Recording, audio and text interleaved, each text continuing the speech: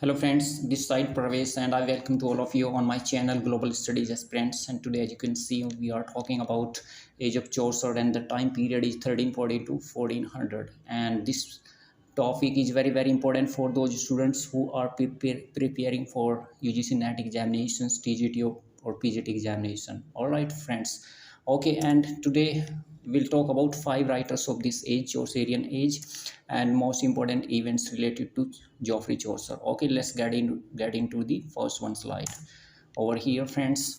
And the first one we'll talk about five writers of this age. Let's talk about the first one writer, friends. And the first one is William Langland. Okay, the literary movement of the age clearly reflects the stirring life of the times, and there was a William Langland. You must have heard about this writer name. He voiced the social discontent. Actually, there was a feeling among the youth, the feeling of discontent, feeling of dissatisfaction, and he told about it. He preached the equality of man and the dignity of labor. Fine. Let's talk about the next one. Writer was John Gower, the scholar of literary man, criticizing the vigorous. He criticized the vigorous life. Fine, because there may be a very afraid, very fatal consequences. That's why he told about it. And the next one's famous writer was Sir John Mandeville. He was basically traveler, romance. He wrote about romance, about the wonders to be seen abroad. Fine, you got, you must be getting. Okay, and now let's talk about the fourth one writer. Is very famous again, Wycliffe, greatest of English. He was basically English religious reformers. Okay, religious reformers. Fine, got it. And giving the gospel means, what do you mean by gospel means? He presented a gospel is the second part of Holy Bible, okay, to the people in their own tongue. Fine. And the freedom of gospel, he further talk about that should be free. Gospel freedom should be free, should be available for all the peoples, right? And in the unnumbered tracks and address. Okay, and now let's talk about the fifth one. He was the Chaucer, Geoffrey Chaucer. Fine, आप समझ रहे होंगे. The scholar, he was a great scholar, traveller, businessman, courtier, sharing in all the stirring life of his times and reflecting in it in literature as no other but Shakespeare has ever done. Before Shakespeare, he was a great representative poet, English poet. That he was the Chaucer, Geoffrey Chaucer. Fine. Okay, so you can say he was Shakespeare of English literature until Shakespeare comes. Fine. All right, so let's talk about further. And today we'll talk about, friends, the life of Chaucer. It was divided into three periods: first, second and third. And in this video we'll talk about the first part. The later part will be discussed in our earlier video, later videos. We'll talk about that. And let's talk about the first period background first. Okay, here the life of Chaucer, that was divided into three parts, and in this part we'll discuss about the first period. And the first of all we'll discuss about first period background. Let's see.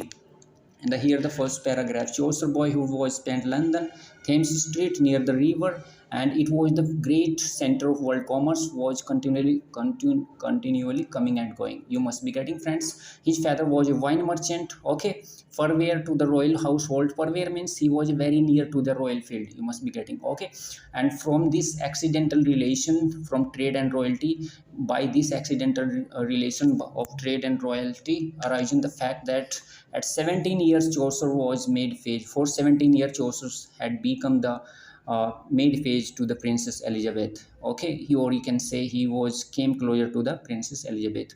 This was the beginning of his connection with the brilliant court, which in next 40 years, and it was continued by 40 years. Okay, under three kings he was to know so intimately. There was a three king he has seen, and he was so intimate for them. Okay, fine. And let's talk about now next paragraph. Let's see. At 19 he went with the king of one of the many expeditions of the 100 years. So actually when he was with the king, he went on to the many expeditions of the 100, and he had seen 100 years of war, great events in the, that was the time period is here mentioned. You can write down. And it was fought between England and France. Fine. Here he saw chivalry. For in this period he saw chivalry. Chivalry means there's some events, some work towards the womanism, or you can say feminism in modern language. Feminism, actually there was some recommendation for women and all the or rights of women they talk about, and all the peasantry like medieval war at the height of their outward splendor. That point of time these two events were on their height. Actually further what happened friends, when he went to the France, he got prisoned over there. He got caught over there because he played a role of detective from the England king side. And when he England king came to know that he was caught, the further he had to pay some money from the king side, king of England. Okay, and then he got free.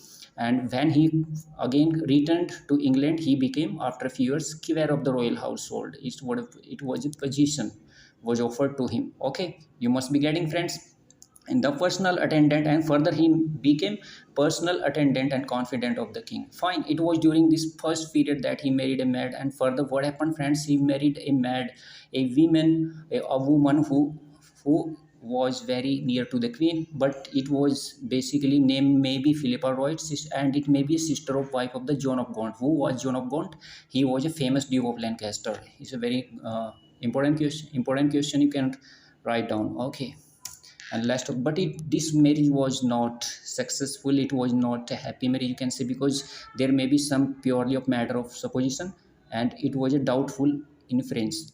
Okay, it was a doubtful inference. Fine, so you can understand, you may be understanding. Let's talk about the next one slide friends. And now let's talk about the Chaucer first period works friends. Okay, here is the list of Chaucer first period works.